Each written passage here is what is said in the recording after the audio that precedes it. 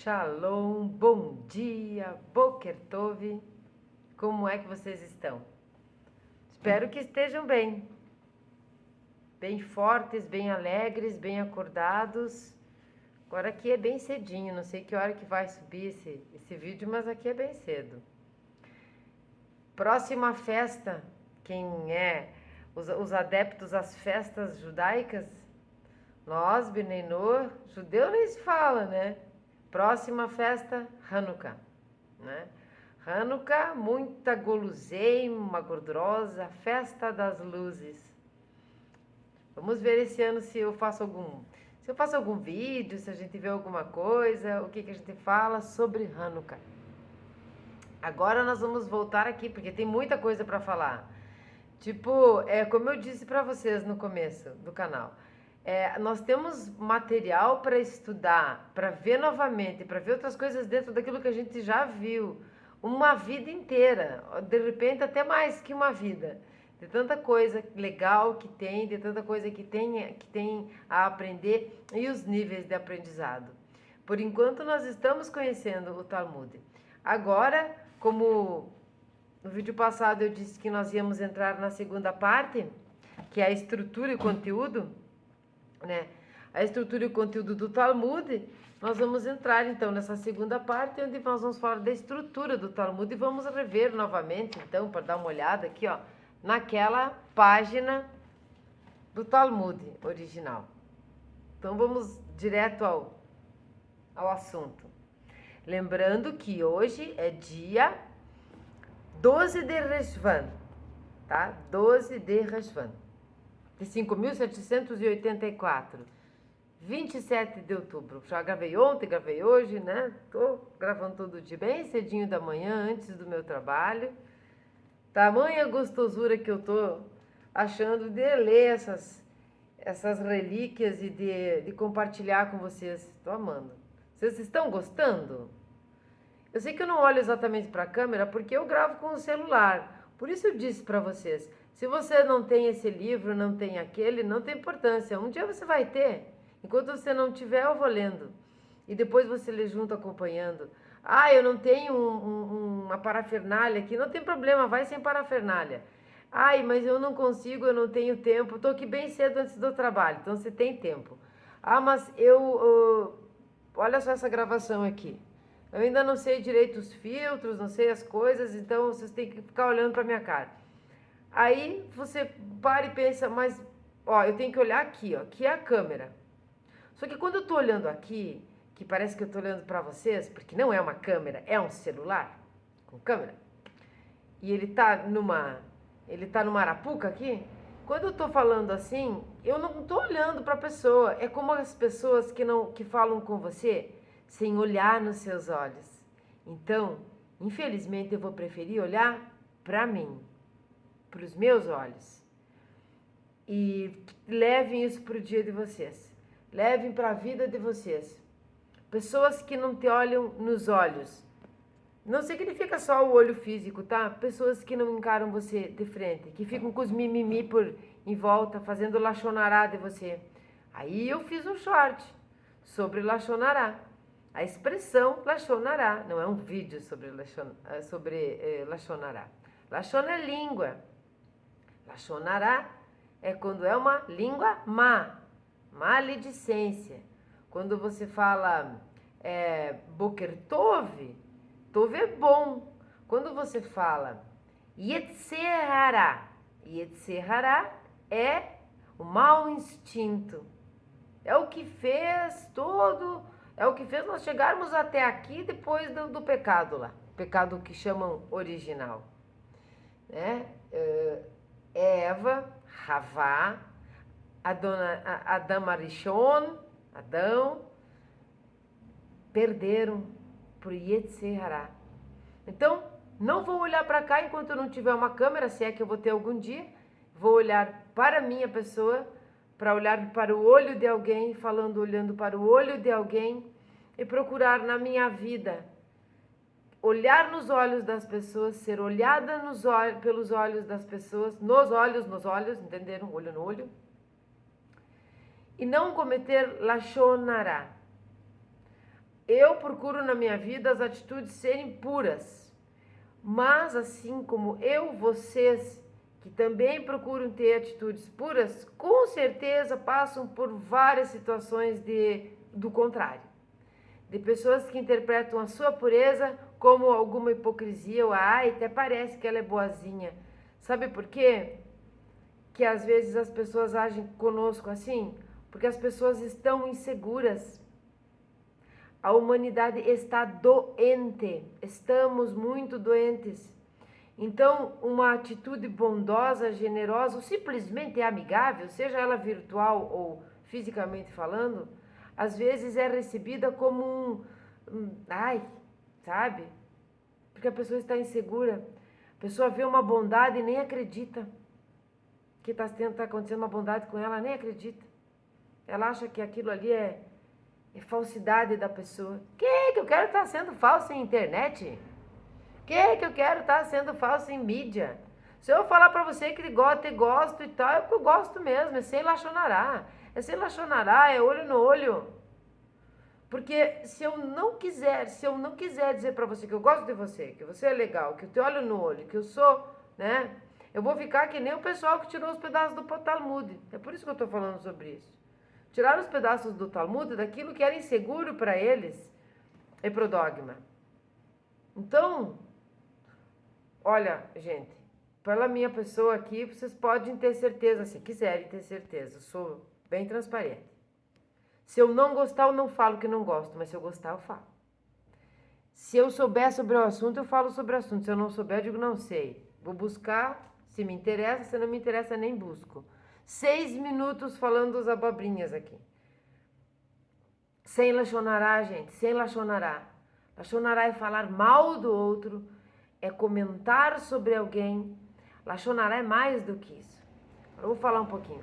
Lachonará é quando você escuta alguém falando mal de alguém que você sabe que aquele fato comentado é mentiroso e você não reage, e você não defende. A omissão também é um tipo de ação maléfica. Lachonará pode prejudicar uma pessoa em todos os níveis da vida dela. Então não se omita se você está escutando alguém falar mal de alguém, você sabe que é mentira. Não fale mal de alguém. Quando você for comentar alguma coisa e você vê que aquilo é negativo, pare por ali. Se você puder não comentar sobre coisa nenhuma que não seja boa, não comente. Vai se policiando. Vamos fazendo isso todos os dias da nossa vida. A estrutura do Talmud, capítulo 12. Eu gosto da estrutura. Agora a gente vai ver como é que era a estrutura, como é que é até hoje, né? A estrutura da obra. E depois a gente já entra, é um capítulo curto esse. A gente já entra no conteúdo, então. No conteúdo, o que realmente tem lá dentro?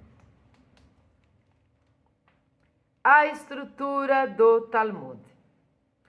Tanto o Talmud babilônio como o de Jerusalém são dispostos de acordo com a ordem da Mishnah. Lembra Mishnah, né? Que eles expõem e elaboram. Está na mesma ordem. A Mishnah é dividida em 6 seções básicas ou sedarim, ordens. Veja o im no final de plural, não todas as palavras, mas aqui é um im no plural, porque ceder é ordem, né? Que nem ceder de Pesach. Nós vamos ver isso, né? Então, sedarim são ordens. Vou já aproveitar para dizer para vocês que não existe sedarim, como a gente fala aqui. É porque é mem, tá? É sedarim, mem, tá? Não tem não existe isso no hebraico. As ordens, conhecidas por suas iniciais em hebraico como Shas, tornaram-se sinônimas de Talmud, particularmente desde que os censores cristãos consideraram tabu a palavra Talmud. Lembra? No capítulo passado eles trocaram os nomes do Talmud, chamaram o gentio de africano, também de contador de estrelas, várias coisas. Vocês sabem disso. Cada ordem lida com uma categoria específica de problemas.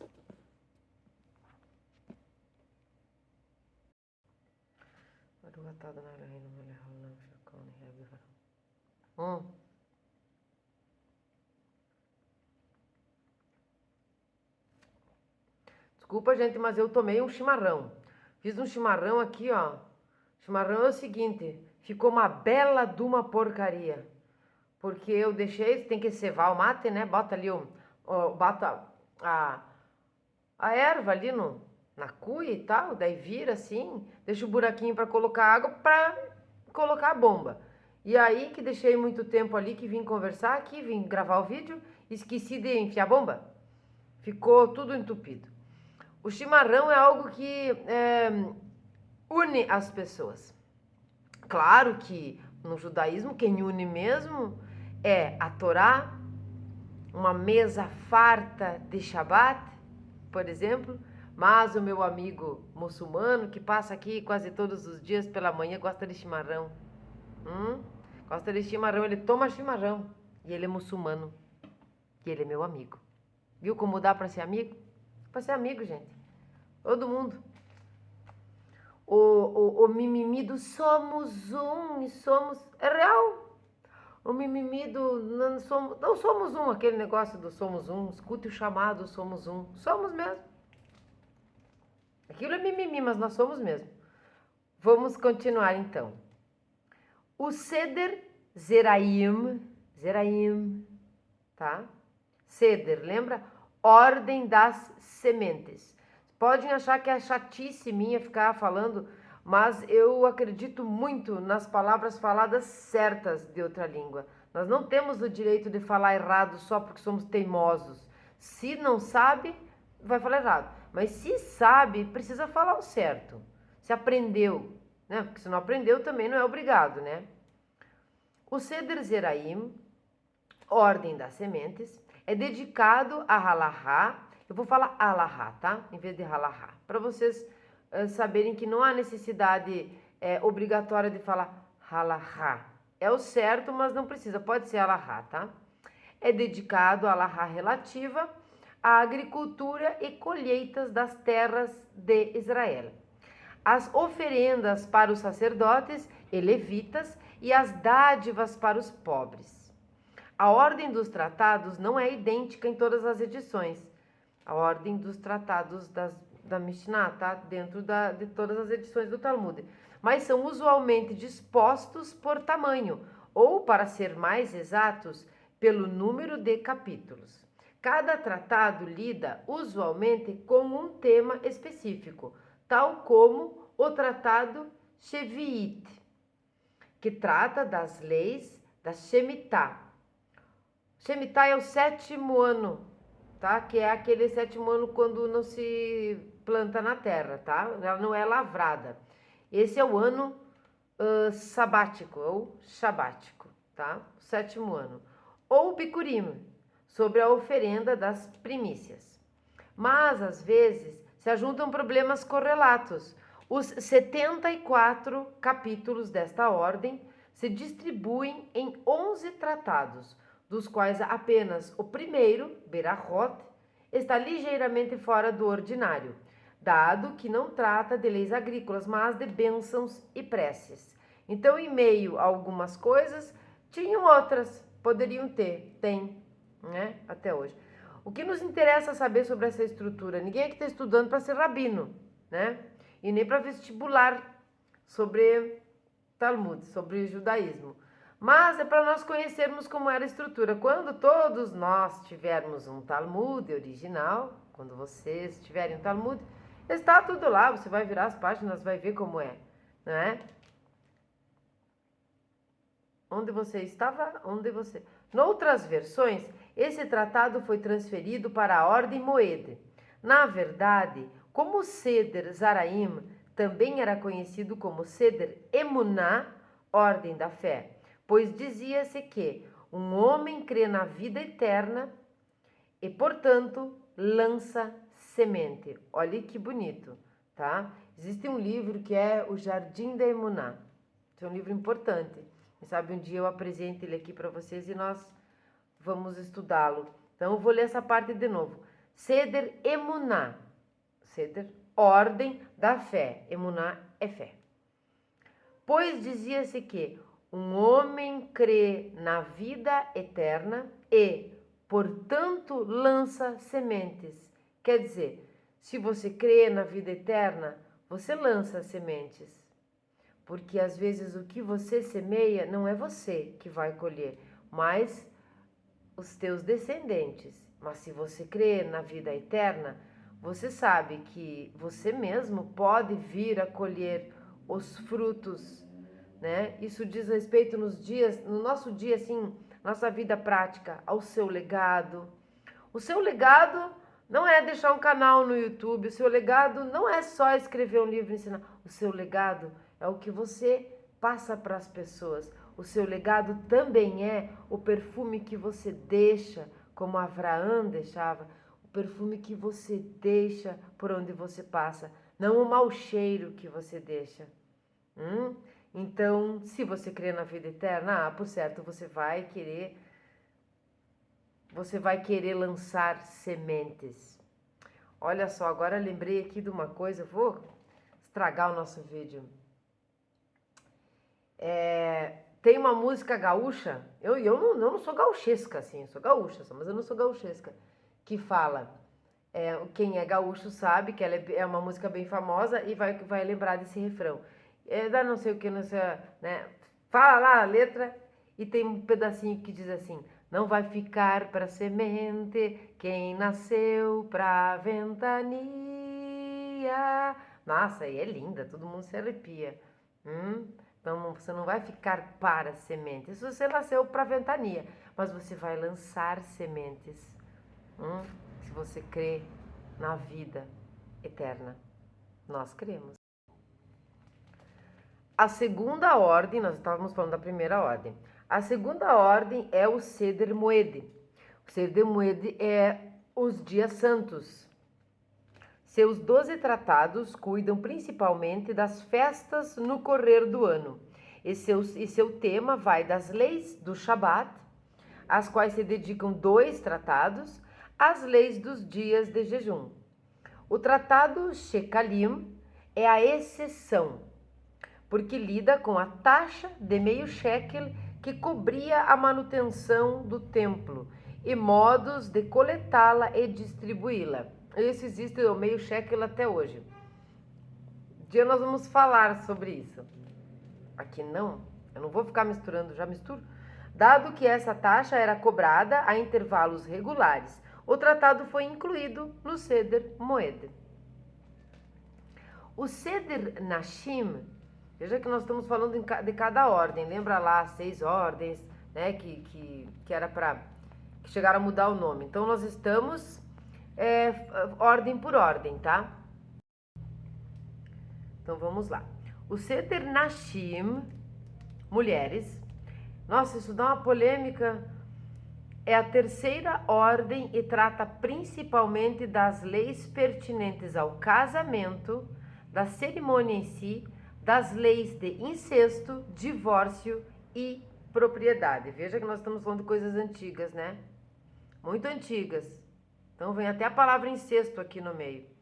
5 tratados são dedicados a esses temas e 2 outros são apêndices. Os Nedarim, que são os votos, que trata com certa extensão das relações entre marido e mulher, e Nazir, que discute leis relativas ao Nazireu, a seta, que toma votos especiais. Muita confusão com a palavra Nazireu, né? Muita confusão com a palavra Nazireu. Na história bíblica, Sansão, Shinshon, tá? Era um nazireu. A força estava nos cabelos. O tratado de Sotá, que contém a halahá sobre mulheres suspeitas de adultério, também cobre muitos assuntos remotos, que são incluídos apenas por laços associativos. Aqui da mulher adúltera, que também é muito polêmico para quem não conhece a tradição ou faz lachonará, fala mal, maledicência do judeu, eu vou falar mal, porque eu não entendo mesmo, porque acho que isso é uma superstição ridícula, então eu vou falar mal. Lachonará, né? Sabe a bolinha que joga na parede que eu já disse? Volta para você. Cuidado. Aquele negócio do que não é o que entra, mas é o que sai, não sei o que entra. Não, não é nada disso. Não é nada disso. O que sair vai ficar no éter, vai ficar no ar, não é? E provavelmente em algum momento o vento te traz de volta. Então volta para você, sem lachonará. Aqui o negócio da mulher adúltera, existia um ritual, sim, de tomar uma água lá e se morria. Existem vários itens. É claro que eu não vou falar. A quarta ordem, Nezikin, danos. Aqui esse Nezikin é com N no final, a transliteração, o que significa que nós temos um Nun Sufit. Nun Sufit é a letra Nun no final. Sufit é final, não é? No final ela tem um desenho um pouco diferente, mas ela só serve para o final. E também não é in, é n, tá? Então é Nezikin, que são os danos. Também é conhecida como Leshuot, resgates, porque parte considerável dele trata do salvamento da vítima de quem a persegue. Originalmente, abria-se com um tratado também conhecido como Nezikin, que discutia jurisprudência civil. Veja que aqui já existiam casos que nós chamamos hoje de transitado em julgado, é um caso que já foi julgado, e o exemplo dele, o modelo dele está lá, arquivado. Então, ele pode ser utilizado para um outro caso parecido ou semelhante ou igual, de mesmo nexo causal, isso é no direito, tá? O mesmo objeto, que se assemelhe muito e se possa usar este transitado em julgado no próximo caso. Isto é jurisprudência, tá? Vou ler de novo essa parte. Originalmente, abria-se com um tratado também conhecido como Nezikin, que discutia jurisprudência civil. Mas, por ser um tratado muito longo, de 30 capítulos, foi dividido em 3 partes, conhecidas como portões, que agora são intituladas Bava Kama, primeiro portão, Bava Metzia, que é portão médio, e Bava Batra, último portão. Vão escutar muito Bava Batra. Esta ordem lida em geral com a lei civil e penal. O processo dos tribunais, promessas, punições e assim por diante.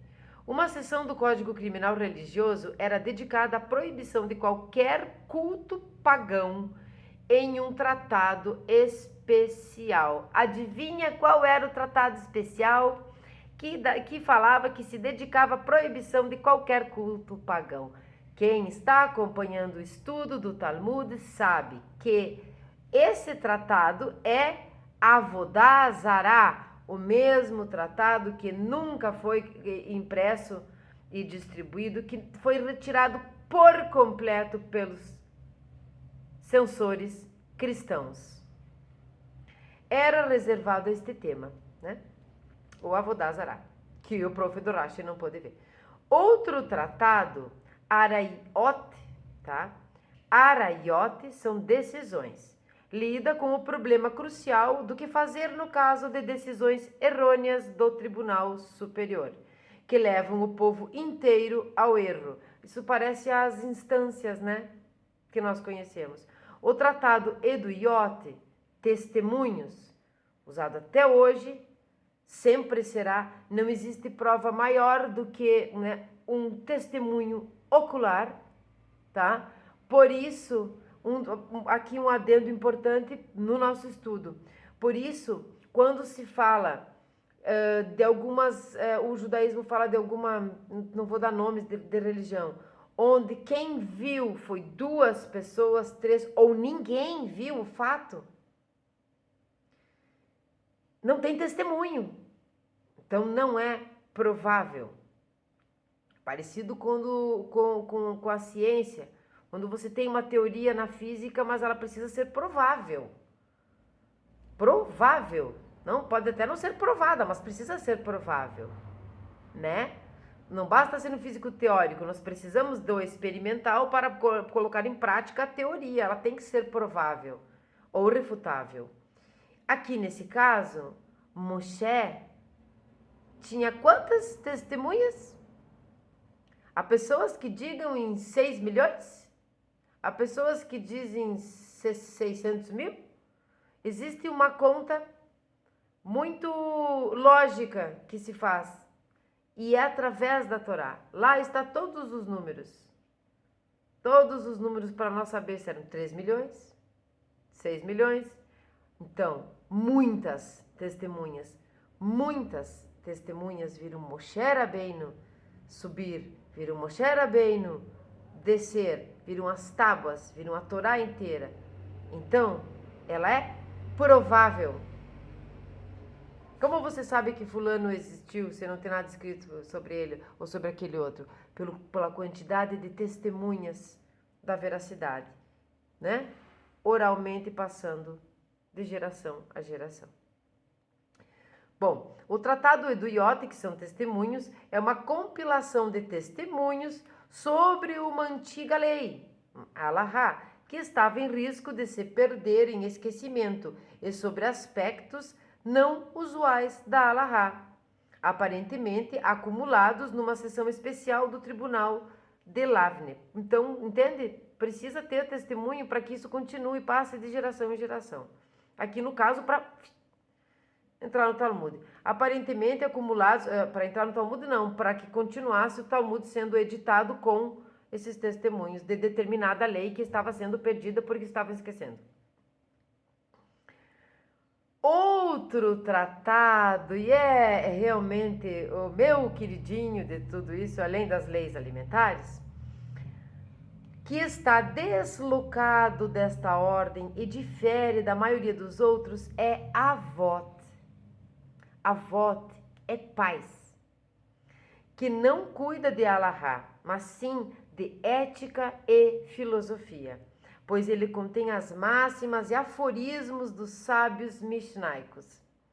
Por causa de seu texto singular, esse tratado foi incluído em muitos livros de orações e foi traduzido em muitas línguas. Então você encontra Pirkei Avot, por exemplo, separadamente, como um livro separado, em muitas edições, não simplesmente no Talmud. Então agora eu quero mostrar novamente, porque esse provavelmente nós vamos começar logo, a Ética do Sinai, um livro maravilhoso, enorme.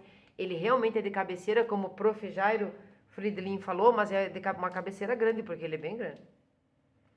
Eu vou abrir aqui para vocês e a gente vai ver muito isso. Olha só, então vai ter ali um pedacinho, vai ter a, não sei se é a transliteração, não, é a tradução e o hebraico sem transliteração. Quando nós chegarmos lá, eu vou ler o hebraico, vou traduzir, lendo a tradução aqui do lado, e nós vamos trabalhar esse livro bem devagarinho, porque ele é extremamente importante para a nossa vida. E quando eu for fazer, derrubei o livro, minhas, ó, peraí. Agora eu vou ter que dar um pause por causa que fiz um pouco de bagunça aqui, peraí. Nossa, derrubei livro, fiz um pouco de bagunça, eu vou ler, tá? Porque eu me empolgo bem bastante e daí eu realmente fico um pouco perdida. Vamos lá então, o Avot, nós vamos ver o porquê Avot. Filosofia de ética para a vida. Quando eu for apresentar esse livro, vocês vão... Eu não vou fazer vídeo assim, eu vou fazer só um vídeo só falado, com imagem. Porque eu quero ler o prefácio dos editores. E primeiro eu vou falar com o prof. Se eu posso. E ele vai dizer que eu posso. Do editor, do proprietário da editora, Jairo Friedlin. Ele faz um prefácio para esse livro que cai como uma luva no momento que nós estamos passando, não só por conta desses conflitos, por conta de tudo. O mundo ideal para nós vivermos. O texto é simplesmente maravilhoso, simples, sintetizado e curto, e ele entra dentro da nossa alma. Eu quero ler esse quando eu for apresentar o livro. A ordem de Kodashim, coisas sagradas. Lembra? Kodash, Kadosh, né? Kiddush. Aqui é Kodashim, a ordem de Kodashim, coisas sagradas. É dedicada principalmente às leis referentes ao templo e aos sacrifícios. Dos 11 tratados desta ordem, 10 tratam pormenorizadamente dos procedimentos do templo e de tipos de sacrifícios. O 11º tratado, Hulin, coisas comuns, também conhecido em tempos antigos como Sheritat Hulim, abate comum.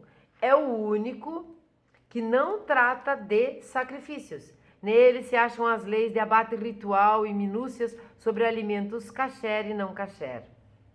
Nossa, isso é uma beleza. Se todo mundo comesse comida kasher desde sempre, nós iríamos viver os 900 e poucos anos que Metushelah viveu, Matusalém. Nós iríamos viver porque a comida kasher é kasher.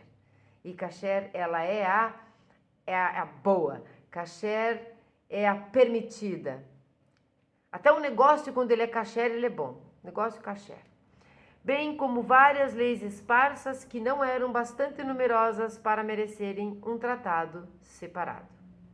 A 6ª ordem, Toharot, de pureza, outra com muita polêmica e gente com achismo falando um monte de coisa que não é. Trata, nós, Bnei Noach e judeus, temos que falar e entender direito, do jeito certo. Permita aos outros que façam errado, desde que se você souber, tem que ensinar, porque a gente veio para compartilhar. Mas se as pessoas não quiserem aprender, nem perca seu tempo, tá? 6ª ordem da pureza trata do mais complexo e interligado tema alárrico, as leis de pureza e impureza rituais.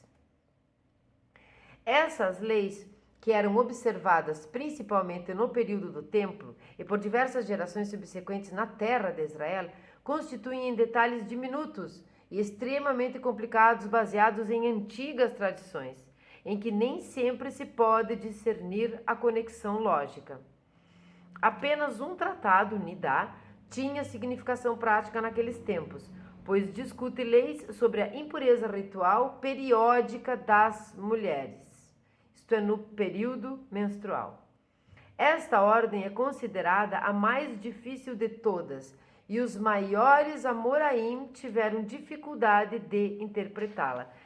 Novamente, nós não vamos entrar no assunto propriamente dito, mas quando a gente toca num assunto polêmico, difícil, mas curioso das pessoas, nós precisamos dar um pitaco aqui, uma pitadinha da curiosidade.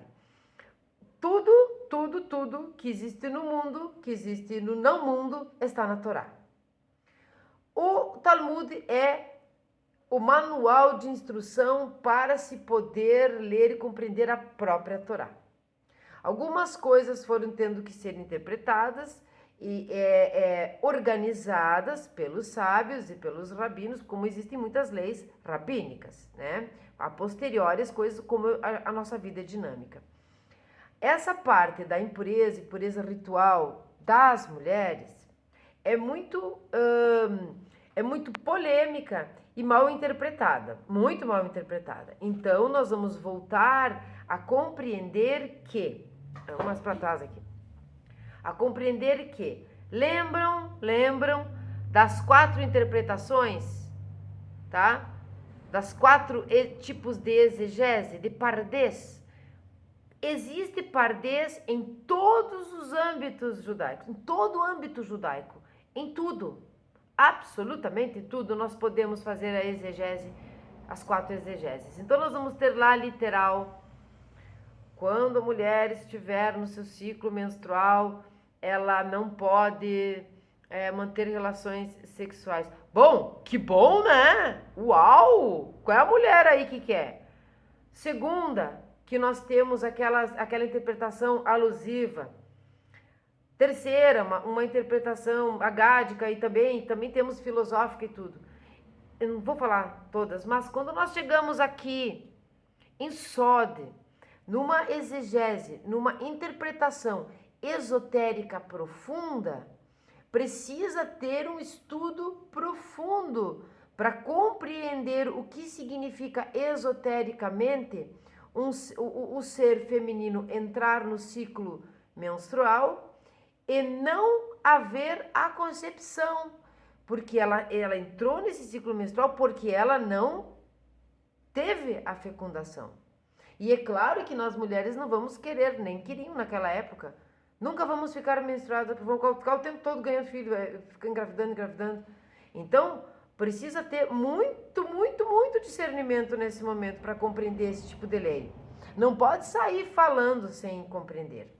Então, uma curiosidade disso, que não é esotericamente falando que eu vou falar, porque não estamos preparados, mas uma curiosidade para, por exemplo, as mulheres que estão assistindo.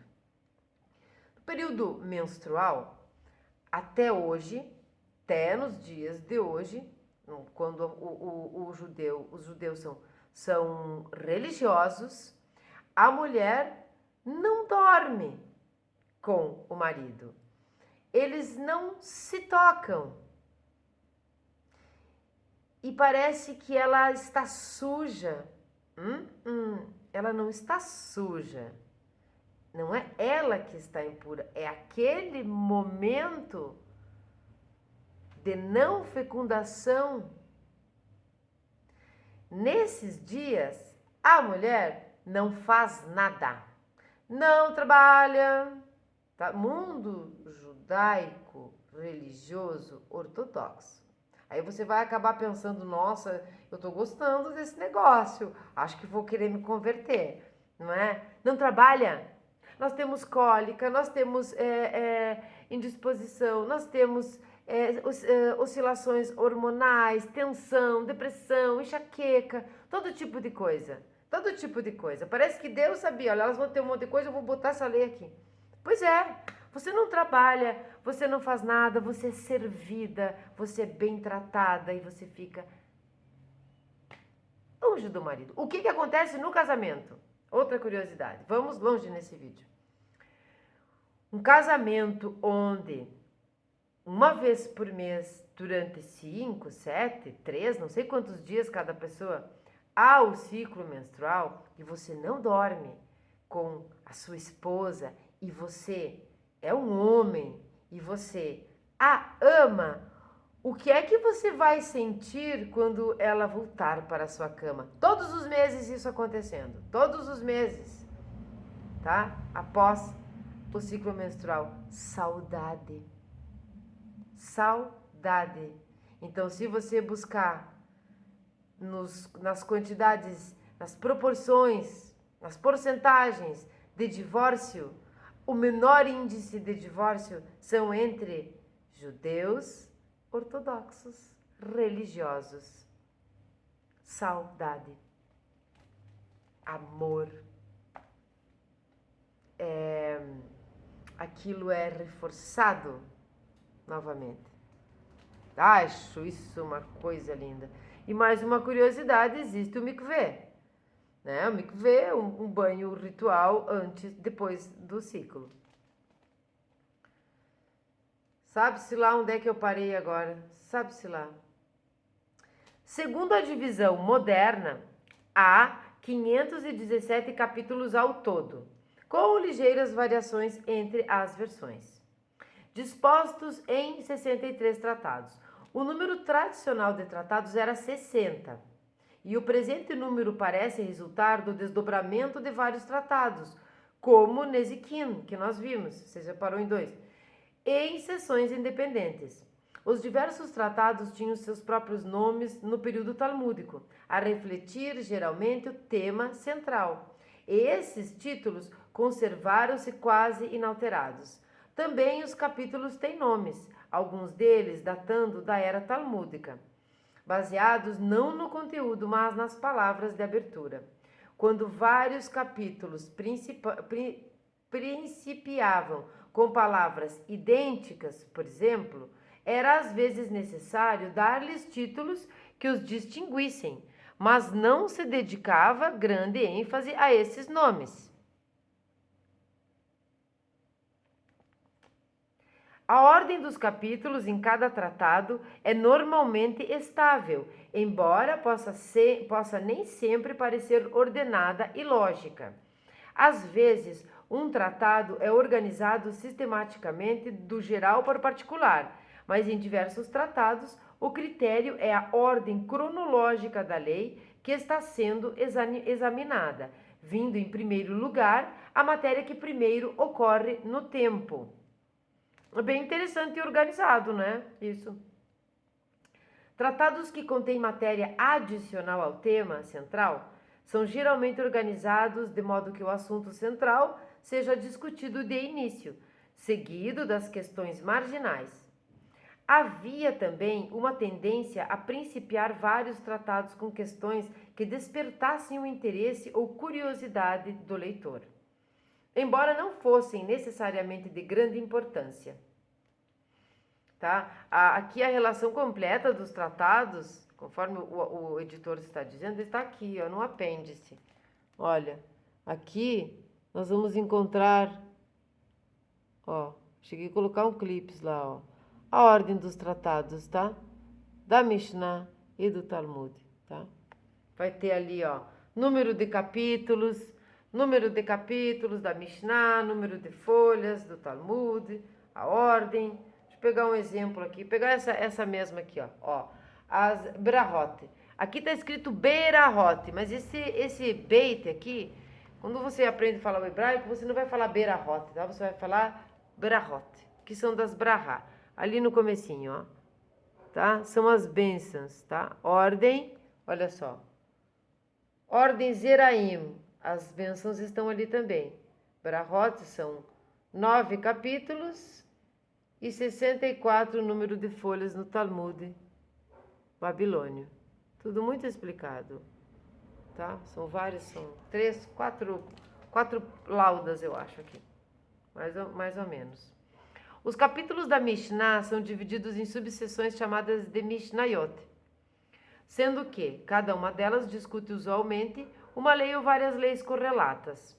A subdivisão das Mishnayot não é uniforme e há diferenças entre as tradições, mas em todos os exemplares da Mishnah impressos a divisão é quase idêntica, tá? Quase idêntica. Eis porque os índices da Mishnah citam o tratado, o número do capítulo do tratado e o número da Mishnah no capítulo. Eu já mostrei antes de ler, né, para vocês. Por exemplo, a máxima: todos de Israel têm seu quinhão no mundo vindouro, aparece em Sinédrio, aqui é no Sanhedrin, tá? Capítulo 10, Mishnah 1. Capítulo 10, Mishnah 1. A ética do Sinai.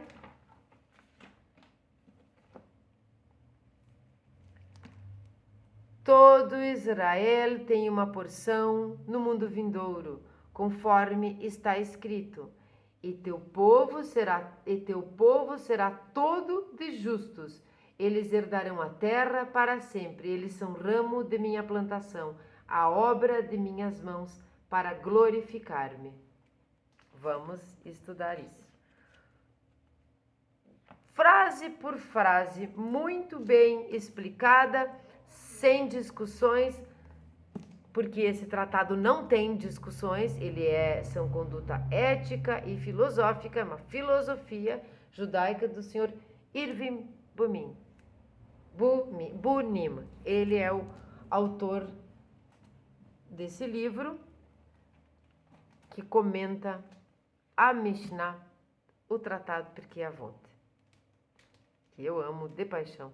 Na Idade Média, eu gosto porque assim, eu quero conhecer todas as coisas, eu só faço isso aí, assim na minha vida, sobre isso, sobre aquilo, mas o que é que eu posso fazer com tudo isso na minha vida diária que eu possa realmente fazer?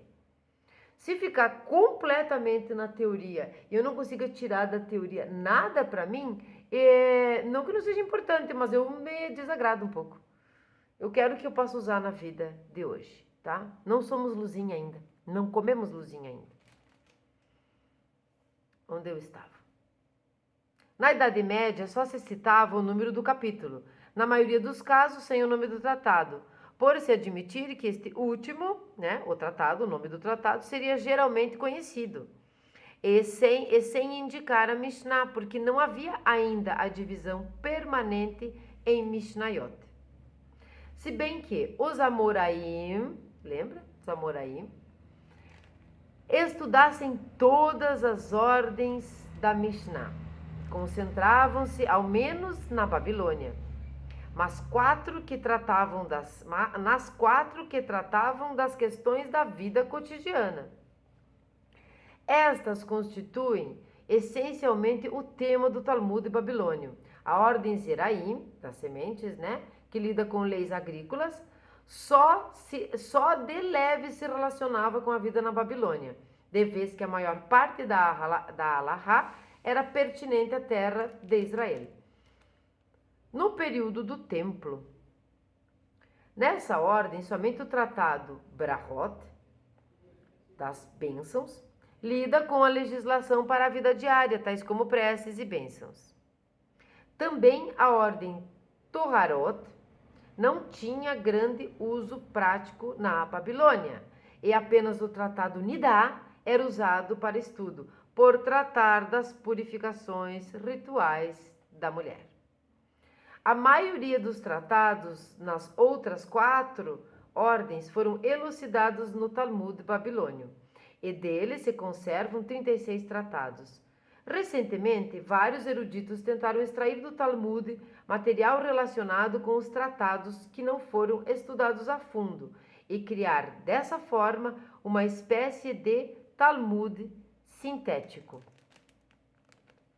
A situação foi ligeiramente diferente na terra de Israel. Olha eu tentando olhar para a câmera de frente. Aí não vejo nada. Não consigo.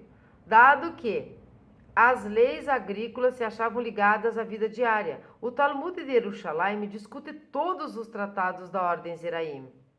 Na Idade Média, havia uma seção do Talmud de Jerusalém dedicada à ordem Kodashim, que é as coisas sagradas. Mas, ao tempo em que o Talmud foi pela primeira vez impresso, essa seção tinha sido perdida. Há aproximadamente um século, esse livro é 2006, tá? Alguém alegou ter descoberto o manuscrito dessa ordem, mas este é geralmente considerado uma falsificação moderna, como vários outros manuscritos e achados não sei da onde. Muita coisa ou era falsificado, né? Algumas coisas que andam encontrando por aí, que encontraram também alguns anos atrás, não só são falsificados, mas são uma contação de Torá inexistente, uma deturpação da própria Torá daquela época, né? Pessoas que não concordavam com aquela Torá, vamos fazer uma outra. Existia isso antes mesmo do Talmud, ou entre meio, tá? Entre meio, antes da Era Comum, eu estou falando, tá? De toda a ordem, de toda a ordem Toarot, o Talmud de Jerusalém só extrai alguns capítulos do Tratado Nidá, pelas razões já lembradas, que é a pureza ritual da mulher. O Talmud de Jerusalém cobre, ao todo, 39 tratados. Os 60 tratados da Mishnah e sua elucidação no Talmud constituem uma só unidade, mas no correr dos séculos foram introduzidos acréscimos, que serão conhecidos pelo termo geral e impreciso de Masartot Ketanot. Então, Masartot Ketanot são pequenos tratados. Katan é pequeno. Esses não são de uma só espécie. Alguns são antigos e aparentemente faziam parte de antigas compilações de Mishnayot externas. Na maioria, são resumos estritos num período posterior, principalmente no período gaônico. Lembra? Gaônico. Os Geonim, os chefes das grandes yeshivot. Embora algumas de suas fontes sejam extremamente antigas. Esses pequenos tratados incluem alguns que tratam de ética e conduta, e certos eruditos acreditam que possa ter existido uma sétima ordem da Mishnah, antes até da editoração das Mishnayot de Rabi Yehudá Hanassi. Lembram do Rabi Yehudá Hanassi? Foi o responsável, compilador máximo da Mishnah. Eu acho que por conta do Yehudá Hanassi é que nós estamos aqui agora podendo ter um livro sobre o Talmud, porque o Talmud existiu, porque um Yehudá Hanassi organizou a Mishnah. Essas pessoas do início da coisa toda são os maiores responsáveis por isso chegar até nós, né? Possivelmente conhecida como Seder Chokhmah. Chokhmah, sabedoria.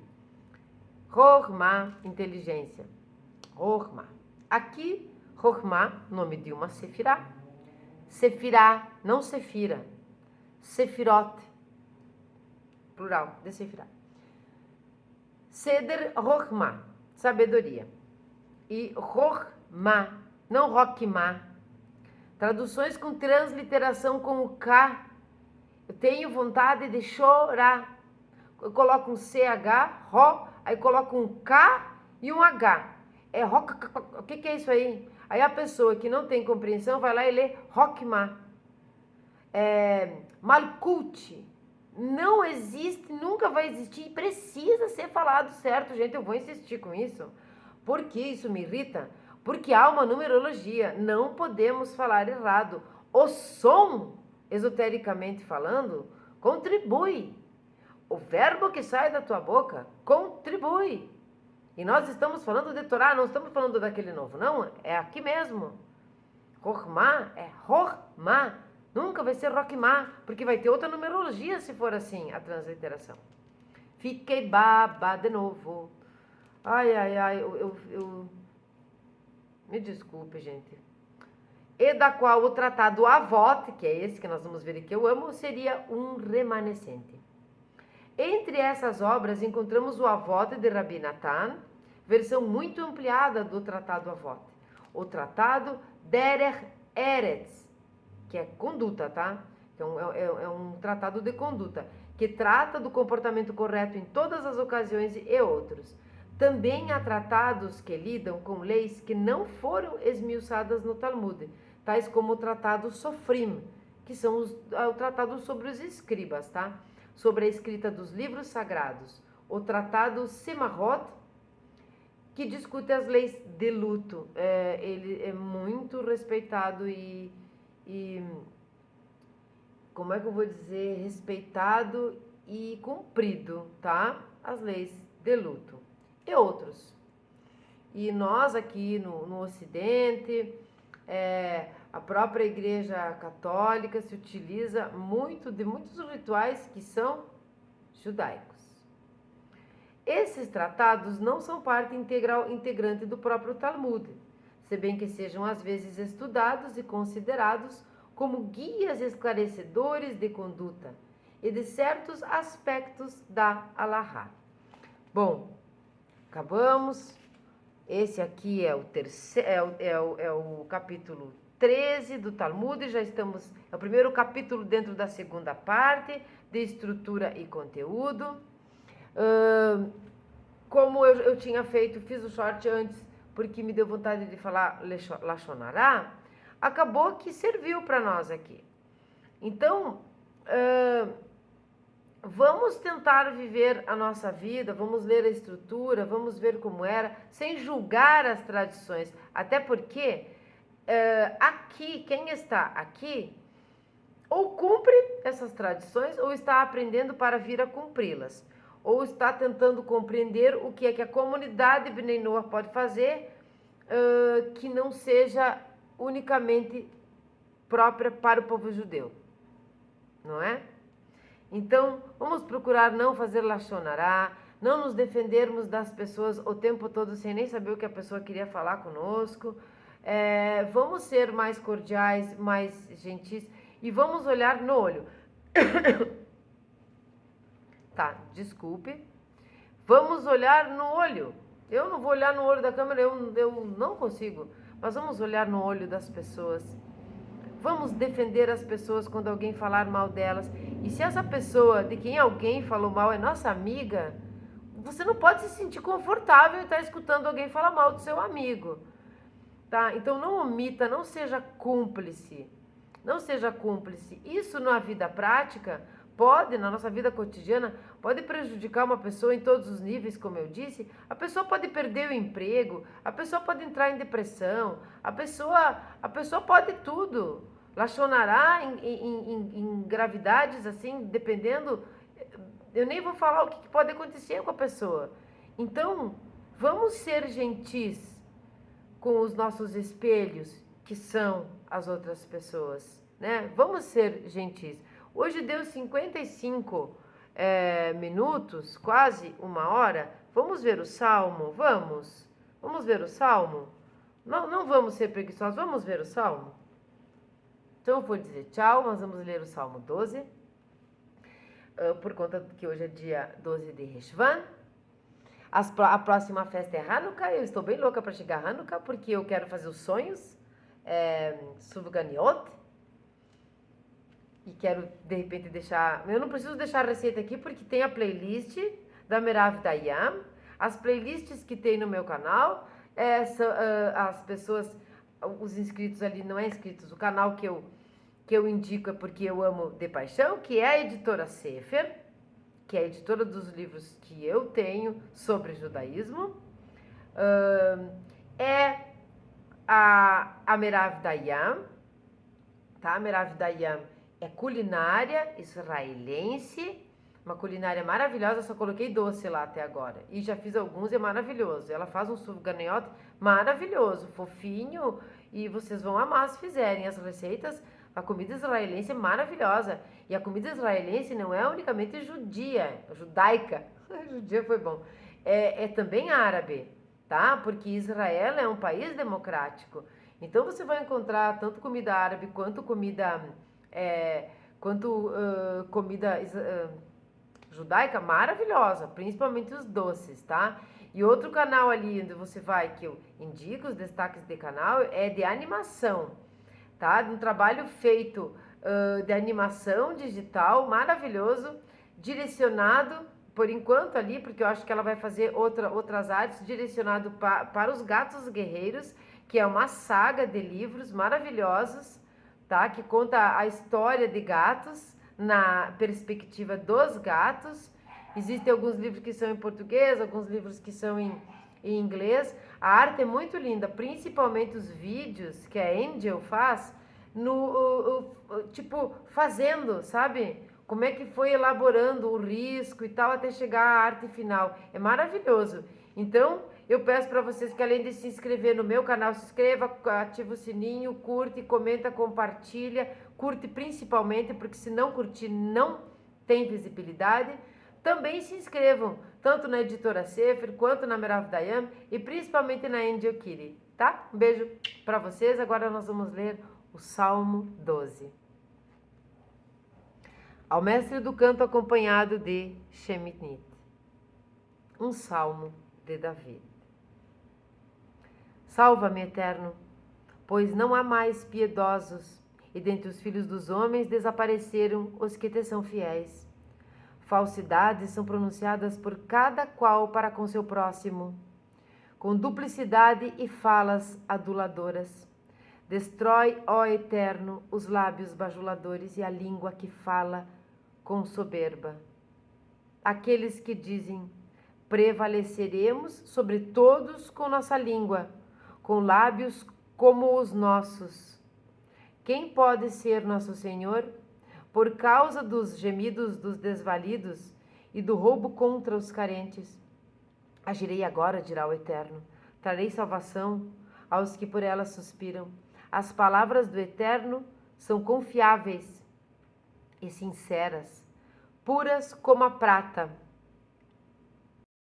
por 7 vezes depurada no cadinho. Tu, Eterno, os protegerás, preservá-los-ás desde agora para sempre. em vão os circundam os ímpios, enquanto dentre todos os homens eleva os piedosos. Eu ia terminar o vídeo, e vou terminar o vídeo, me desculpem por ser comprido, mas esse salmo diz respeito a justamente o que nós falamos sobre Lashon Hará, e justamente sobre o short que eu fiz antes deste vídeo. Eu não publiquei nada ainda, estou aqui falando com vocês. Então, não existem coincidências na vida, não cai nenhuma folha de uma árvore. Tudo é no tempo de Deus. Tudo é no tempo de Deus. Buongiorno. Buongiorno. Agora é italiano. Buongiorno. Boker Tov. Shalom, shalom. Shalom bait. Shalom vida.